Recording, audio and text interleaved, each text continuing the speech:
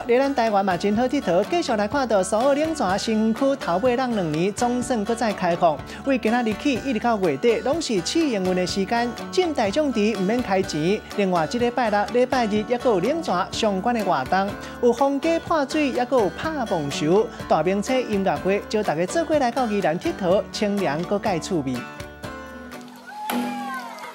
踏入透心凉的泉水，真凉哦！规分区对头凉到尾，已经2年啊。苏澳冷泉选伫的暑假内重新开放，7月开始来营运，大众池嘛，互大家来浸免钱的。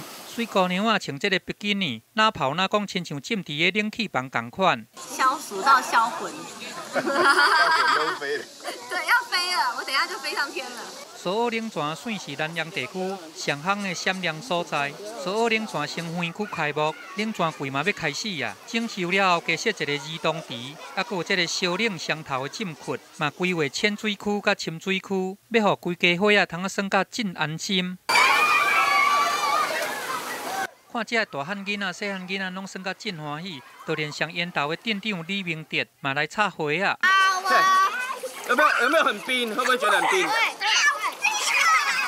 啊那拜六的活动还佫规美热咧，亲像爬山大花行、而且音乐会，还佫有透天的电影院，要互各地游客来到苏澳遮有真好的印象。记者综合报道。